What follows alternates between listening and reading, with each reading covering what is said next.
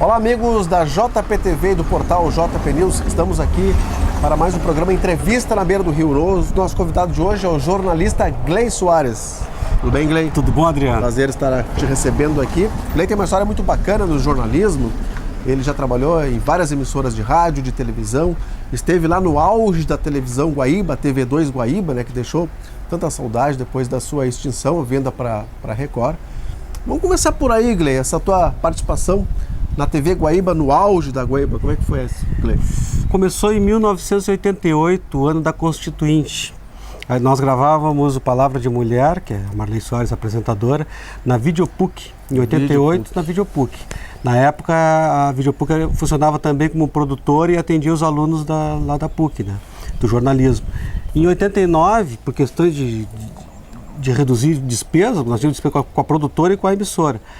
A gente passou a fazer ao vivo em 89 na TV Guaíba mesmo. Aí passou para 2 horas de duração. O primeiro ano foi 1 hora e ficamos lá 19 anos na TV Guaíba. 19 anos. É. Começou com o Clóvis Duarte, em janeiro, a retomada, quando o Breno Caldas vendeu toda a companhia jornalística Caldas Júnior para o Renato Ribeiro. O Renato Ribeiro deixou um tempo sem o Correio do Povo, aquele standard famoso, o tempo do standard, e retomou com o tabloide. E no início, para ganhar mercado, eles fizeram o seguinte, era de graça, e depois com o tempo começaram a cobrar. E aí retomaram a televisão, já com o Renato Ribeiro nesse estilo de produção independente. O primeiro a entrar é o Hernani Bess, junto com o Clóvis Duarte, em 88, o Clóvis com o Câmera 2 e o Hernani Bess com Viajando com a Guaíba, que era um programa semanal. E o Clóvis ainda tinha o domingo, o Comunicação. Em 88, em abril, entrou a Marley, e em 89 entrou o Flávio Alcaraz Gomes, e aí começou o Clóvis Dias Costa, o próprio Paulo Sérgio Pinto, o Edgar Schmidt. Edgar Schmidt com cadeira cativa, também foi um dos pioneiros, junto com o REC, depois o REC assumiu cadeira cativa. E aí era o que tinha, depois da Rosaura, aí entrou mais gente, né? O Cadu com o Dois Toques. O Cadu, exatamente. E o Projeto Arco-Íris, que era um programa de ecologia na época, há 30 anos, um programa que era inovador. E eu comecei ali no Palavra de Mulher. Ficamos 19 anos lá até 2007, quando a Record finalmente veio e comprou do Renato Ribeiro, empresário. E aí todo mundo, aí a Record, como era rede, né, nacional, eles não quiseram ficar com ninguém, né, mudaram toda a programação, fizeram programação diferenciada, de São Paulo uma parte de jornalismo daqui, e cada um foi para o lado, uns para Pampa, outros para TV Urbana, outros para Ubra TV, outro para a NET, aí todo mundo se bandeou, e a Marley, nessa época, foi para a Ubra TV e eu fui junto com ela. E isso em 2007. Em 2008 eu fiz a campanha aqui para Montenegro, foi aí que eu vim para Montenegro trabalhar, né? E nessa época da Guaíba era interessante porque eram uns 15, 20 programas independentes, então movimentava um mercado que ou estava nas emissoras de rede, RBS, SBT, Bandeirantes, e na época, teve uma época a Manchete, depois a Record, a própria Record mesmo, a Rede TV, ou ia para o canal aberto, no caso da Guaíba, naquela época não se tinha canal TV a cabo, né? Então o que tinha de sinal aberto era a TV Guaíba local. E era ali que o pequeno, médio, grande anunciante também tinha a sua participação no mercado publicitário com os programas locais. Diferentemente das redes, que hoje fazem muito, Faustão, hoje eles falam por dentro dos programas merchandise, que valoriza muito, né?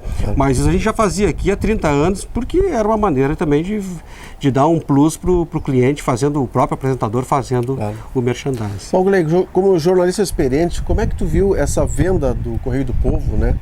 Do Breno Caldas para o Renato, né? Houve uma mudança muito grande, né? Essa transformação do Standard, né? Que era um jornal tradicionalíssimo no Rio Grande do Sul, depois passou para tabloide, né? Com notícias rápidas, curtas, né? Como é que o mercado do jornalismo viu isso aí, e tu, na tua opinião?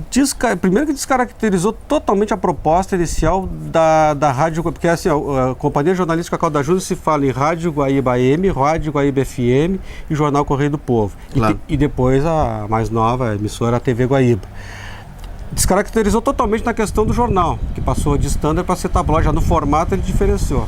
Que no standard tem muito mais espaço, pode aprofundar a editoria. No tabloide, com poucas folhas, poucas páginas, ficou bem mais reduzido. A questão da rádio mudou tudo, porque a Guaíba era famosa por não ter jingles, né? Era só o comercial falado pelo locutor. Rui Estrela? Isso. E aí já mudou, já porque passou a ter jingle. Por quê? Porque o Renato veio com uma outra concepção, uma concepção mais moderna, mais de mercado para atender as agências. Claro. Enquanto que o Breno Caldas bancou até o fim, até falir, porque ele acabou falindo. E muito dessa falência dele se deu por conta de não renovar alguns empréstimos que foram renovados para empresários de São Paulo, e nós aqui, dizem que na época do Delfim, né? Planos cruzados lá atrás, e ele se endividou e não conseguiu. Aí é uma história muito longa, mas para resumir, acabou falindo a Caldas Júnior, mas com um porém, ele só vendia se mantivesse o nome Companhia Jornalística Caldas Júnior com as 4 emissoras, 2 rádio AM, FM, jornal e TV. E o Renato abraçou tudo isso aí e deu uma nova repaginada, né? E como eu disse, a Rádio Guaíba passou de locução para ter jingles também, o jornal de Standard passou para tabloide, a FM não mudou muito.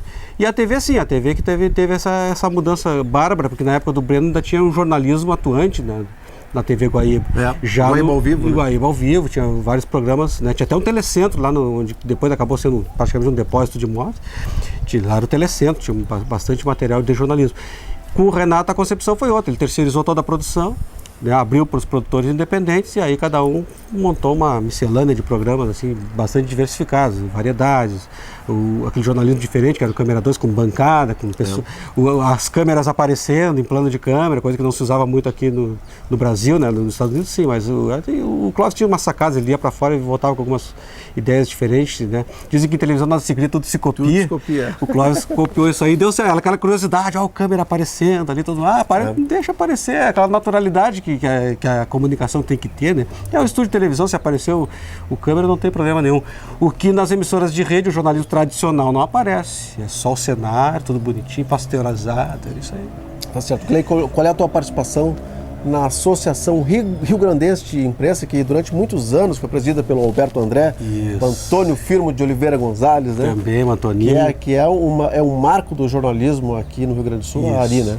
Eu conheci o saudoso professor Alberto André, depois o Antoninho também, saudoso. O Alberto André foi professor de faculdade, escreveu do Correio do Povo. O Antoninho também, né? Da FAMEC. Santa Maria, disse que ele andava de carro, atravessava o Rio Grande do Sul para lá e para cá, porque disse que... Eu acho que eu tenho um pouco disso dele, de correr muito na estrada. Hoje tem pardal, tem tudo, mas naquela época não tinha.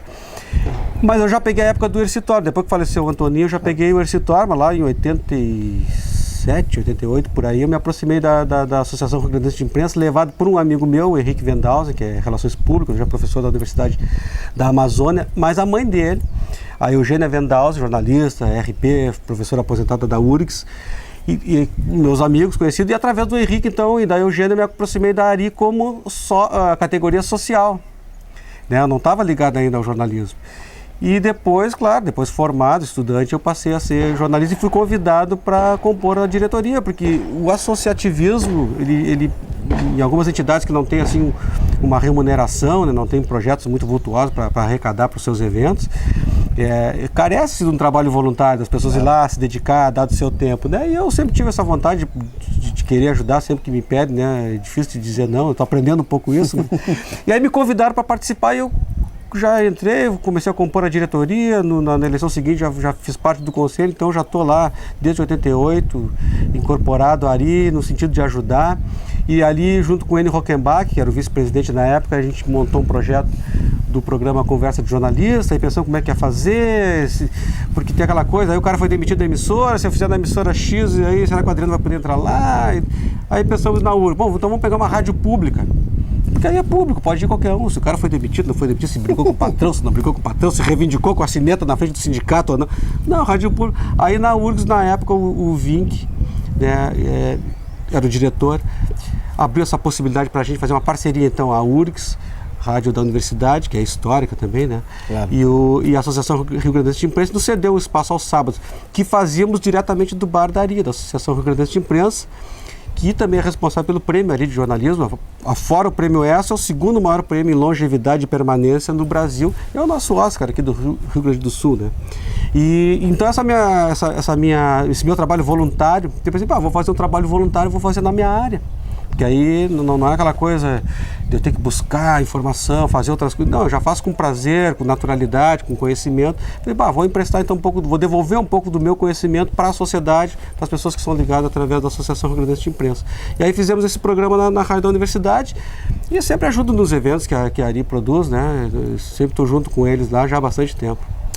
Tá bom, estamos conversando com o Gley Soares, jornalista. Esse é o primeiro bloco do Entrevista na Beira do Rio. No segundo bloco, vamos falar sobre a ligação dele com o Montenegro. Ele trabalhou na campanha de Paulo Zeredo, foi assessor de imprensa da Prefeitura de Montenegro. Também vamos saber dos dotes artísticos deles e musicais. Daqui a pouquinho, no segundo bloco do Entrevista na Beira do Rio. Até mais.